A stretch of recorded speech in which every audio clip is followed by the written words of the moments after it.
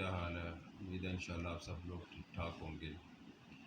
میری ایک کوشش ہے کہ اللہ تعالیٰ اس کو پورا کرے، اور بڑی دیر سے ایک خواہش بھی تھی کہ ہم حنظلہ احمد کے چینل کا اس طریقے سے اس کو فائدہ اس سے اٹھائیں کہ اس میں ہمیں، ہمارے دوستوں کو، ہمارے بچوں کو قرآن پاک کو صحیح قرأت کے ساتھ سمجھنے کی، پڑھنے کی اللہ تعالیٰ توفیق عطا فرمائے۔ زیر زبر پیش کہاں رکنا ہے، کہاں سکن کرنا ہے، کہاں لفظ کو کھینچنا ہے، اور اسی طرح قرآن پاک کی جس آیت کو ہم جس کی تلاوت کو سمجھنے کی کوشش کریں، اور اسی طرح اس کے ترجمے کو بھی سمجھنے کی کوشش کریں کہ اللہ تعالیٰ ہمیں اپنی کتاب میں، پاک کلام میں ہمیں کیا حکم دے رہا ہے، اور ہمیں کس چیز کی واضح نصیحت اللہ تعالیٰ فرما رہا ہے، تاکہ ہمارے لیے وہ دنیا اور آخرت کے لیے اللہ تعالیٰ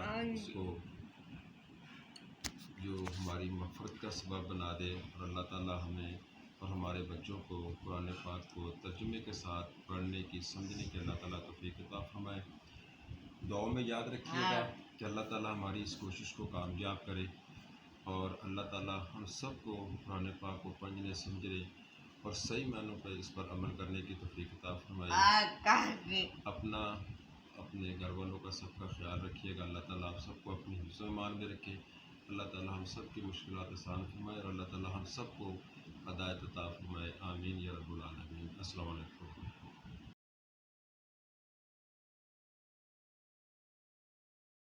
الف لام میم۔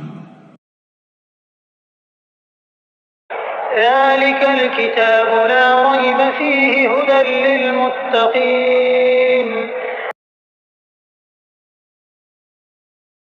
یہ کتاب قرآن مجید، اس میں کچھ شک نہیں کہ کلام خدا ہے، خدا سے ڈرنے والوں کی رہنما ہے۔ الذين يؤمنون بالغيب ويقيمون الصلاة ومما رزقناهم ينفقون۔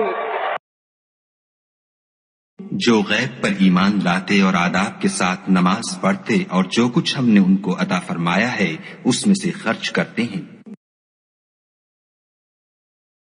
والذين يؤمنون بما أنزل إليك وما أنزل من قبلك وبالآخرة هم يوقنون۔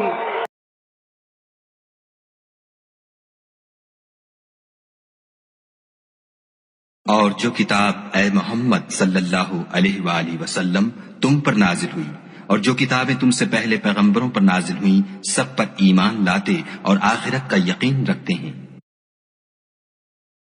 أولئك على هدى من ربهم وأولئك هم المفلحون۔